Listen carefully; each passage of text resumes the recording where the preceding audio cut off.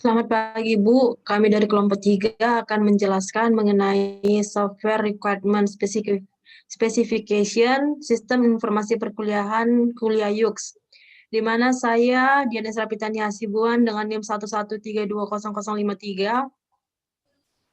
Saya ini Ernita Lumban Gaul dengan NIM 113200044. Saya Santrista Gultom dengan NIM 1132005. Saya Penisiaan dengan NIM 113200059. Saya Vivi Nesa Tampu Bolon dengan NIM 113200058.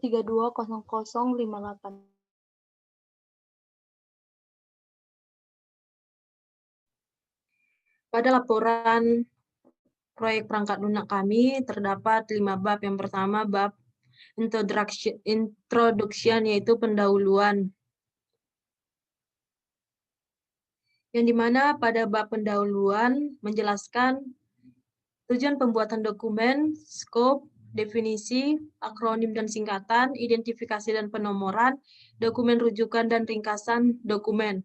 Pada subbab 1.1 tujuan dari dokumen, yaitu menjelaskan spesifikasi kebutuhan yang dibutuhkan oleh klien pada sistem yang akan dibangun. Yang kedua, sebagai dokumen rujukan yang akan menjadi panduan bagi tim pembuat dalam membangun sistem perangkat lunak. Kemudian pada subbab 1.2, yaitu scope, yang dokumen ini berisi informasi yang memuat tentang gambaran sistem informasi yang akan dibangun. Kemudian pada subbab 1.3, yaitu definisi, akronim, dan singkatan. Pada definisi, kami lampirkan pada tabel 1, yaitu current system, client, target system, website, form,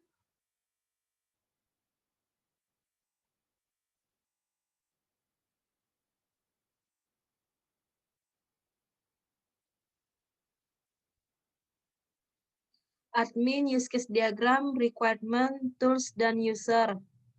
Kemudian singkatan.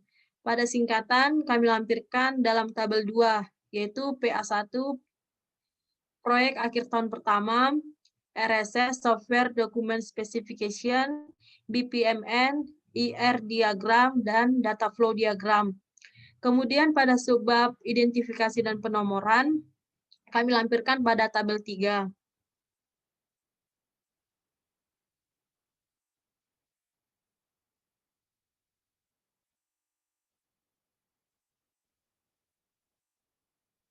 Kemudian pada subbab 1.3, dokumen yang menjadi referensi kami, yang pertama RSS proyek akhir 1 1920 D3 TI 11. Dokumen ini adalah software requirement specification dalam membangun sistem informasi Dell Mobile Application. Yang kedua RSS PA105 2020. Dokumen tersebut adalah software requirement specification dalam membangun sistem informasi Dell Robotic Club. Kemudian pada bab 1.4 dokumen summary. Pada tabel 4 kami lampirkan yaitu 5 bab dari dokumen summary. Kemudian akan dijelaskan oleh teman saya. Yang selanjutnya itu pada bab 2 yaitu sistem overview. Pada bagian ini akan dijelaskan mengenai deskripsi umum bisnis proses dari aplikasi yang akan dibangun atau current system dan sistem yang akan dibangun atau target system oleh tim pengembang. Bagian-bagian yang akan dijelaskan dalam bab ini mencakup scope, bisnis proses, prosedur dari proses, dan service type. Untuk current system overview sendiri, yaitu sistem informasi perkuliahan merupakan satu website yang dapat digunakan untuk umum dari semua kalangan. Sebelumnya untuk mendapatkan informasi dilakukan dengan komunikasi dari mulut ke mulut, yang mana menggunakan komunikasi berupa pemberian informasi secara personal.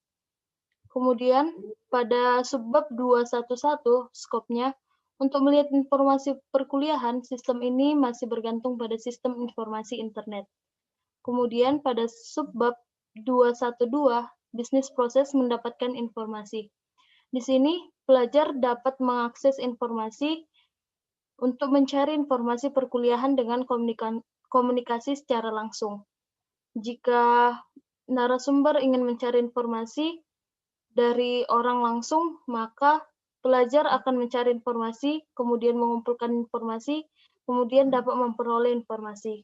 Jika tidak, maka pelajar dapat mencari informasi melalui media cetak seperti koran, majalah yang memuat info perkuliahan, kemudian mencatat informasi-informasi penting, lalu mengumpulkan data.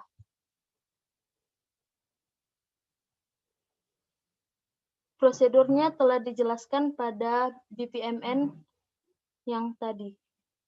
Kemudian untuk service time-nya, untuk mendapatkan informasi seputar perkuliahan, dibutuhkan waktu yang lama. Hal ini dikarenakan untuk mendapatkan informasi tersebut, diperlukan banyak sumber, baik narasumber maupun informasi dari media cetak lainnya. Kemudian untuk target sistem overview atau merupakan website yang akan dikembangkan oleh developer, yaitu merupakan sistem informasi kuliah YUX yang dibuat untuk mempermudah pengguna dalam mendapatkan informasi yang lengkap dengan hanya mengunjungi situs web tanpa harus melakukan login terlebih dahulu. Para pengguna dapat melihat informasi mengenai PTN, PTS, kedinasan, dan beasiswa dengan lebih mudah. Untuk skopnya sendiri, untuk sistem informasi yang akan dibangun memiliki beberapa batasan. Untuk dapat mengakses sistem informasi perkuliahan kuliah YUX, menggunakan browser yang mendukung HTML5 untuk melihat informasi perkuliahan. Kemudian, pada subbab 222 ini, bisnis proses mengakses informasi. Ini merupakan bisnis proses dari aplikasi yang akan dikembangkan oleh developer, di mana pengguna mengakses situs web, kemudian sistem akan menampilkan halaman utama, lalu pengguna dapat memilih menu informasi, kemudian sistem akan menampilkan informasi. Kemudian pengguna akan mengakses informasi seputar perkuliahan, lalu sistem akan selesai. Kemudian untuk prosedurnya tadi, pada sistem yang berjalan saat ini, proses untuk melihat informasi perkuliahan dilakukan dengan mengakses website kuliah YUX, kemudian dapat melihat informasi untuk PTN, PTS, kedinasan, dan melihat profil kami.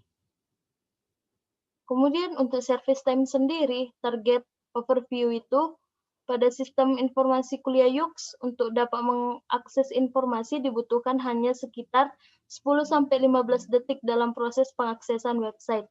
Kemudian untuk membuka informasi itu tergantung dengan jaringan yang tersedia oleh masing-masing pengguna. Kemudian yang selanjutnya akan dilanjutkan oleh teman. Pada bab 3, Software General Description. Sistem informasi perkuliahan yang berupa website memuat informasi seputar perkuliahan yang mana meliputi perguruan tinggi negeri, perguruan tinggi swasta, kedinasan, beasiswa, dan melihat tentang kami. Selanjutnya, 3.1, Product Main Function.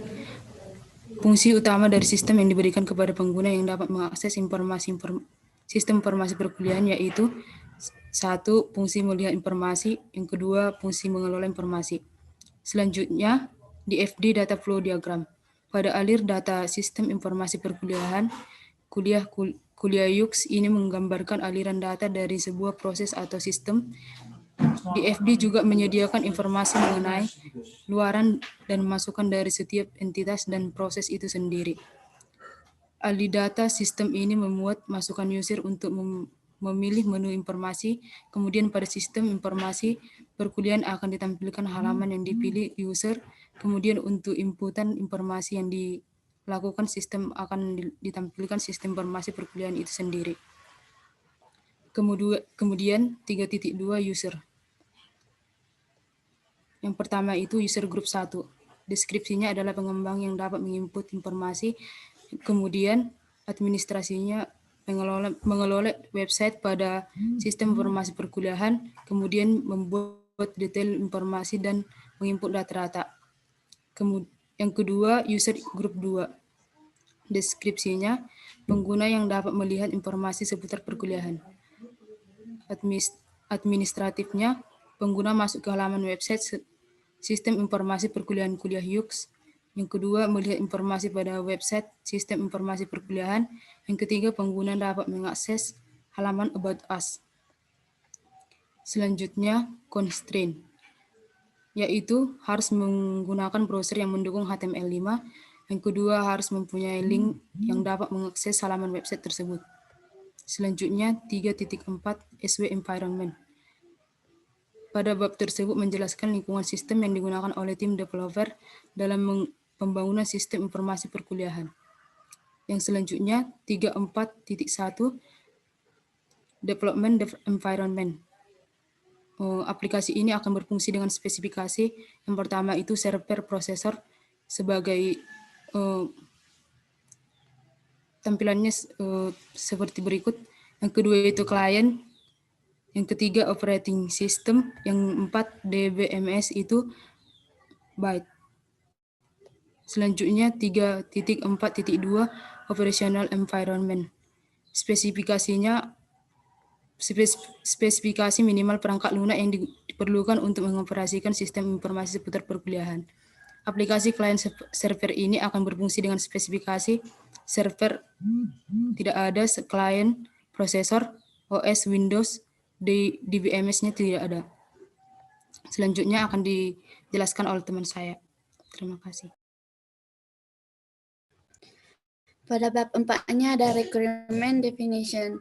Pada bab ini dijelaskan keseluruhan kebutuhan dari sistem secara spesifik, mencakup kebutuhan antarmuka, fungsional, dan kebutuhan non-fungsional dari sistem yang akan dibangun. 4.1-nya ada external interface. Kebutuhan antarmuka adalah kebutuhan yang dibutuhkan untuk mengoperasikan aplikasi yang akan dibangun. Untuk 4.1.1-nya ada user interface. Interaksi antar pengguna dengan sistem membutuhkan suatu tools untuk dapat mentransformasikan masukan atau input dan keluaran atau output dari dan untuk pengguna. Di antaranya ada monitor. Monitor ini bertujuan untuk melihat perubahan yang terjadi pada sistem dan memudahkan pengguna untuk berinteraksi dengan sistem informasi. Kemudian nomor 2-nya ada keyboard. Keyboard ini bertujuan untuk memasukkan data ke dalam sistem. Ketiga, mouse bertujuan untuk membantu sebagai pointer kursor di layar monitor. Yang keempat, Wi-Fi bertujuan untuk membantu dalam mengakses internet. 4.1.2-nya ada hardware interface. Di antaranya ada personal komputer atau PC atau laptop digunakan untuk media komunikasi antar pengguna dengan server. Kedua, server merupakan perangkat yang digunakan sebagai pusat data dan aplikasi dalam memberikan layanan. 4.1.3-nya ada software interface. Adapun berbagai kebutuhan antarmuka yang diperlukan dalam sistem ini adalah sebagai berikut. Yang pertama, word processing, yaitu Microsoft Word 2016. Graphics-nya ada Bijaki dan Star UML. Browser-nya ada Google, Chrome, dan Firefox. Text editor-nya ada Visual Studio Code dan Sublime Text. Operation system-nya ada Windows 10. Computer language-nya ada HTML, CSS, dan JavaScript. Framework-nya ada Bootstrap dan jQuery. Kemudian untuk 4.1.4-nya ada communication interface. Communication interface ini beroperasi pada jaringan yang terkoneksi dengan database. Untuk subbab 4.2-nya ada functional description. 4.2.1-nya ini use case diagram. User atau penggunanya ini dapat mengakses website, kemudian dapat mengakses informasi, diantaranya ada PTN, PTS, kedinasan, dan beasiswa. Selain itu, user juga dapat mengakses About Us. Kemudian untuk use case skenario melihat informasi atau UC03. Di antaranya use case name-nya ada UC4 melihat informasi. Use case description-nya pengguna mengakses sistem informasi seputar perkuliahan dan melihat informasi-informasi yang ada pada sistem. Kemudian untuk aktornya yaitu pengguna. Precondition-nya yang pertama pengguna terhubung ke sistem, kedua pengguna telah mengakses sistem. Primary flow of event-nya itu ada pengguna telah mengakses sistem, kemudian sistem akan menampilkan halaman awal atau home-nya, kemudian pengguna akan memilih menu, dan sistem akan menampilkan halaman informasi.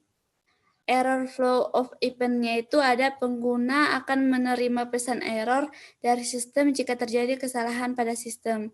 Kemudian untuk post condition-nya itu pengguna melihat informasi mengenai informasi seputar perkuliahan yang disediakan oleh sistem.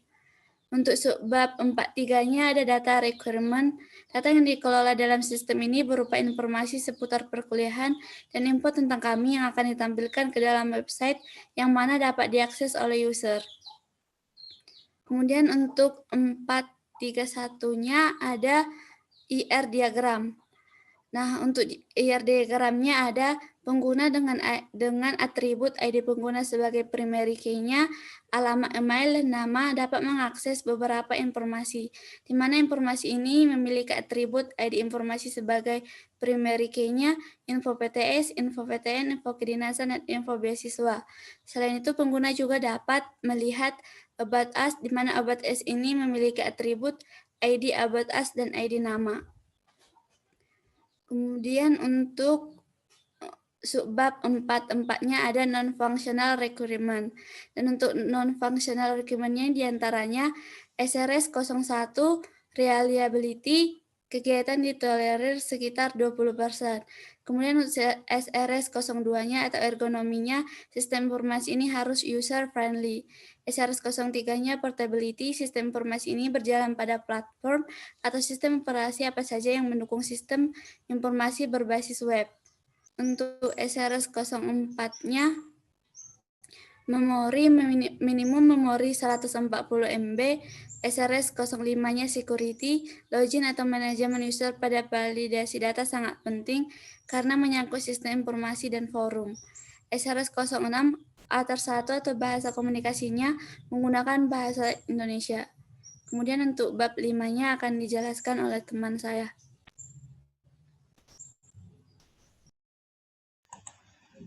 Yang kelima, requirement summary. Bab ini menjelaskan tentang simpulan dari dokumen, berisi simpulan kebutuhan fungsional dan kebutuhan non-fungsional. Yang 5.2, functional requirement summary. Berikut ini merupakan daftar functional requirement yang terdapat pada tabel ke-7, yaitu SRS fungsional yang pertama, sistem informasi yang memberikan informasi seputar perkuliahan yang mencakup PTN, PTS, kedinasan, beasiswa, dan About Us. Yang kedua, sistem informasi yang dapat membantu pengguna mencari informasi seputar perkuliahan.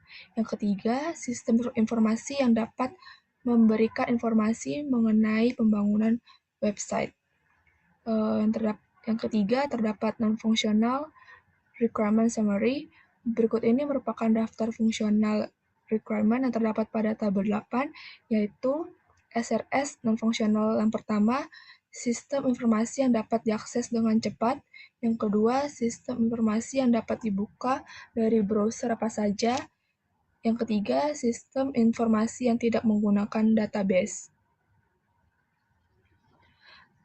Demikian presentasi yang kami dapat jelaskan tentang SRS pengembang perangkat lunak dengan website yang bernama Kuliah Yux. Sekian dari kami, terima kasih.